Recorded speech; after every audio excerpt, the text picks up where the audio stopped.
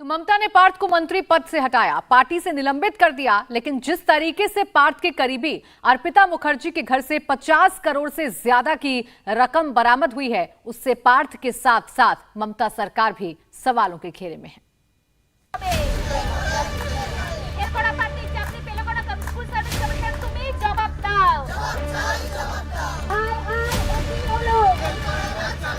ये करप्शन के शिकार युवा हैं, जिनका भविष्य चंद पैसों के लिए नीलाम कर दिया गया।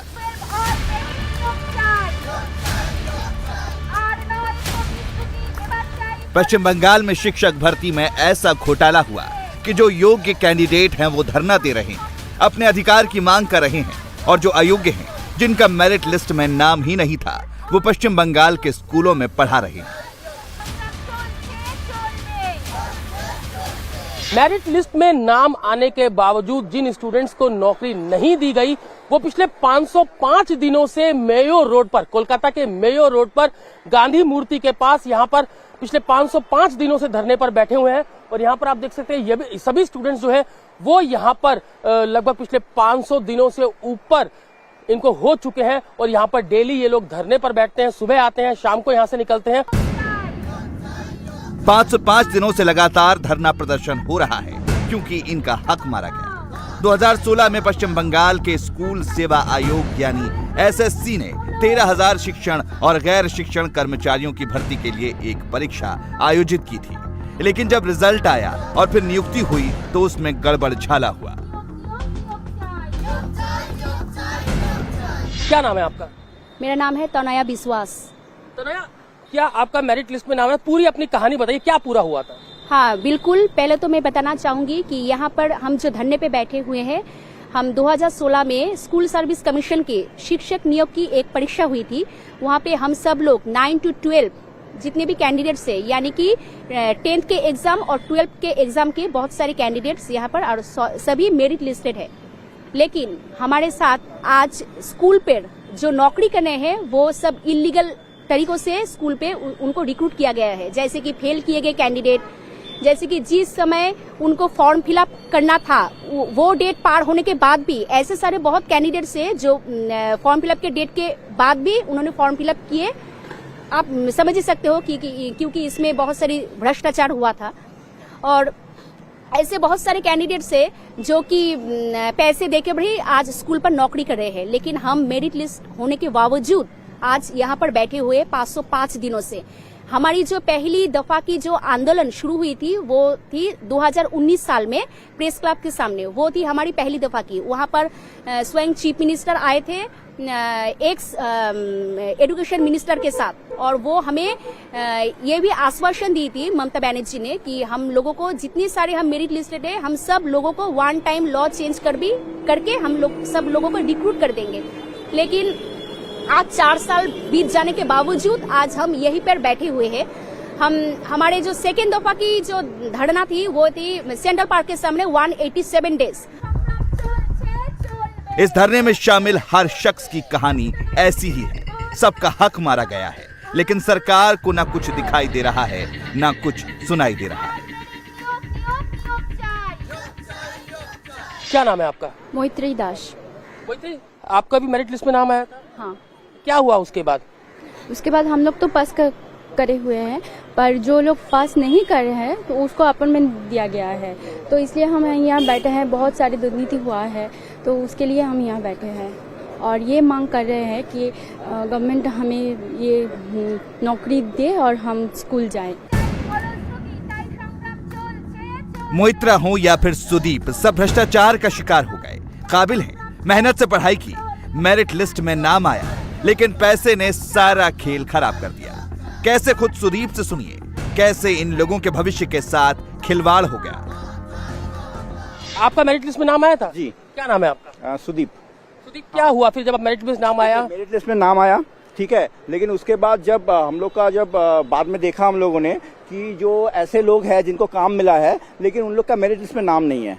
मेरिट लिस्ट में नाम नहीं है, उनको मिल गया है। कभी कभी क्या है, मेरिट लिस्ट में नाम किसी का ऊपर है, थोड़ा ऊपर है, लेकिन वेटिंग लिस्ट में, ठीक है, जैसे कि सोचिए 10 नंबर पे नाम है, लेकिन जिसका 20 नंबर पे नाम है उसका हो गया, लेकिन 10, 11, 12, 13, 14 इन लोगों का नहीं हुआ। रैंक जंप करके जो जिसका नाम 20 नंबर पे है उसका हो गया।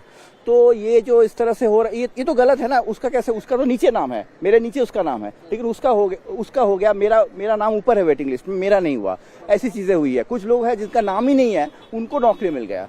तो ये सब करप्शन हुआ है। और ये जो आप देख रहे हैं कितना कैश मिला है, तो ये कैसे मिला आप भी समझ सकते हैं, हम भी समझ सकते हैं कि ये मतलब वैसे ही पैसे देके मिले होंगे ना। और कैसे क्योंकि मेरा नाम अगर पहले है तो मुझे पहले कॉल करना चाहिए, लेकिन उनको पहले कॉल कर दिया।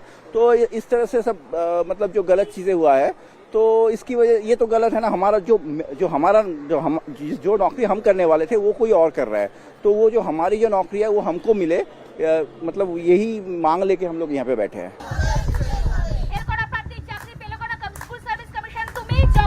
कैसे बंगाल में शिक्षक भर्ती घोटाले को अंजाम दिया गया, इसको दो सुदीप ने सुनाया।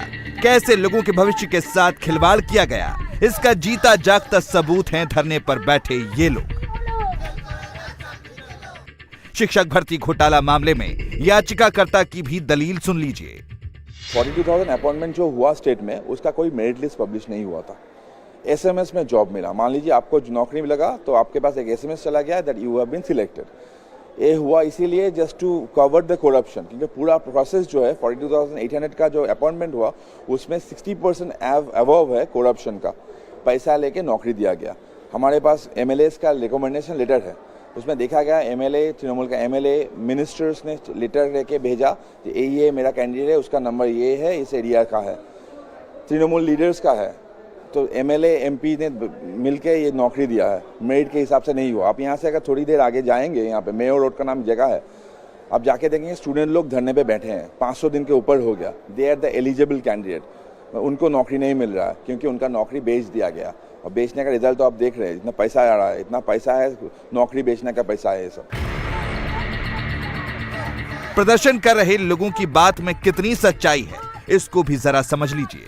कैसे बंगाल में शिक्षक भर्ती घोटाला उजागर हुआ। पश्चिम बंगाल के माध्यमिक शिक्षा बोर्ड के तहत शिक्षण और गैर शिक्षण पदों पर नियुक्तियों के लिए स्कूल सेवा आयोग ने 2016 में परीक्षा आयोजित की। परिणाम आया 27 नवंबर 2017 को। परिणाम लिस्ट में एक परीक्षार्थी बबीता सरकार का भी नाम टॉप 20 में था और उन्हें 77 नंबर मिले थे, लेकिन बाद में आयोग ने सूची रद्द कर दी। इसके बाद जब दूसरी सूची आई तो उसमें बबीता का नाम वेटिंग लिस्ट में चला गया, लेकिन उनसे 16 नंबर कम यानी 61 नंबर पाने वाली तत्कालीन शिक्षा राज्य मंत्री परेश अधिकारी की बेटी का नाम सबसे ऊपर आ गया। घोटाले की परत यहीं से खुलनी शुरू हुई। बबीता ने दूसरी सूची को हाईकोर्ट में चैलेंज किया। कोलकाता हाईकोर्ट में सुनवाई शुरू हुई और हाईकोर्ट ने इस पूरे मामले की जांच के लिए एक कमेटी का गठन कर दिया। कमेटी की जांच रिपोर्ट के बाद कोलकाता हाईकोर्ट ने इस पूरे मामले में सीबीआई जांच के आदेश दे दिए। सीबीआई ने एफआईआर दर्ज की और मामले की जांच शुरू कर दी। सीबीआई ने इस पूरे मामले में तत्कालीन शिक्षा राज्य मंत्री परेश अधिकारी से लंबी पूछताछ की। वहीं कोलकाता हाईकोर्ट ने परेश अधिकारी की बेटी अंकिता अधिकारी की नियुक्ति को अवैध करार देते हुए उससे 41 महीने का वेतन वसूलने का आदेश दे दिया। साथ ही कोलकाता हाईकोर्ट ने अंकिता अधिकारी की जगह बबीता सरकार को नौकरी देने का भी आदेश दिया। एमपीज एमएलए जो रिकमेंडेशन भेजते थे तो क्या शिक्षा मंत्री उन लोगों का अपॉइंटमेंट करते थे? एकदम करते थे, क्योंकि हाईकोर्ट में मान लीजिए अभी थोड़ा इशू सामने आ रहा है। 270 जन का नौकरी गया। तृणमूल का एक मिनिस्टर परेश अधिकारी, उनका बेटी वो एग्जाम में क्वालिफाई नहीं की थी, वो उसको नौकरी मिल गया था, उसको नौकरी से निकाला गया हाईकोर्ट के ऑर्डर से। तो एविडेंट है, ये सब एविडेंट है। और एक कंप्लेन भी फाइल हुआ। एक कंप्लेन फाइल होने के बाद अगर आप देख लेते उस कंप्लेन में स्टेट के पुलिस के पास कंप्लेन है। तृणमूल का एक विधायक है तापस शाह नाम करके, वो तेहट एरिया का विधायक है, वहाँ पर स्पेसिफिक कंप्लेन है। तापस शाह मार्केट से 16.5 करोड़ उठाया नौकरी देने के लिए। और इस बात में एक टिप्पणी की थी महुआ मोइत्रो ने भी। महुआ मोइत्रो ने बोला था कालीगंज, पलाशीपाड़ा, टालीगंज, तेहट्टो इस एरिया में पैसा उठाया जा रहा है प्राइमरी में जॉब देने के लिए। तो इश्यूज एविडेंट है, अभी तो पैसा भी सामने आ रहा है। शिक्षक भर्ती घोटाले में सीबीआई ने जांच की और अब इस पूरे घोटाले की कटमनी की जांच ईडी कर रही है, जिससे सारा सच सामने आ रहा है। पार्थ चटर्जी और अर्पिता मुखर्जी ईडी की गिरफ्त में।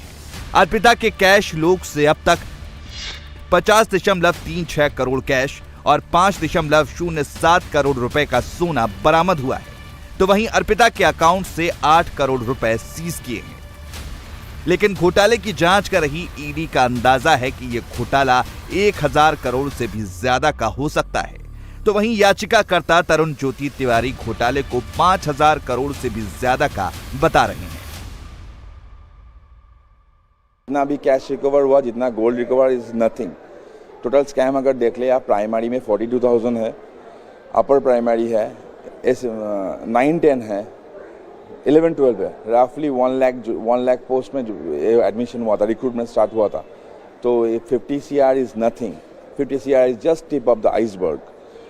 सिर्फ एजुकेशन डिपार्टमेंट का अगर स्कैम देख लें आप, it will be not less than 5000 CR। आप 50 CR कैश देख रहे हो, कुछ गोल्ड देख रहे हो, प्रॉपर्टी भी देखो, वो भी 100 CR के कम में नहीं होगा। तो 150 CR is nothing, it's just tip of the iceberg. The whole scam will be more than 5000 CR। Arpita और पार्थ चटर्जी दोनों को ईडी ने गिरफ्तार किया है। दोनों से ईडी रिकवर हुए पैसों के बारे में पूछताछ कर रही है। तो इधर अर्पिता और पार्थ को लेकर टीएमसी की पूर्व नेता और पश्चिम बंगाल कॉलेज यूनिवर्सिटी के प्रोफेसर एसोसिएशन की जनरल सेक्रेटरी रही बैसाखी बनर्जी ने भी कुछ खुलासा किया है। अर्पिता का ख्वाहिश ये था कि एक फिल्म सिटी बनाए, एक सी ग्रेड एक्ट्रेस जो फिल्म दुनिया में अभी तक ठीक से कदम नहीं रखा, वो फिल्म सिटी बनाने के ख्वाहिश देखना शुरू किया। ये बोलना बहुत आसान है कि मुझे पता नहीं, मगर मेरे घर में कोई 1 रुपया भी छोड़ के जाएगा तो ये इसका तो मुझे ही एक्सप्लेनेशन देना पड़ेगा। मैं ये कह नहीं सकती वो तो नाबालिग नहीं है, वो एक प्रोफेशन से आ रही है, तो उनको पता नहीं कि उनके घर में किसका पैसा रह रहा है, क्यों इतना पैसा रह रहा है, कितना गैर कानूनी है इतना। इंडिया टीवी हर वक्त हर जगह डाउनलोड करने के लिए सर्च करें India TV news Google play store या ऐप स्टोर पर।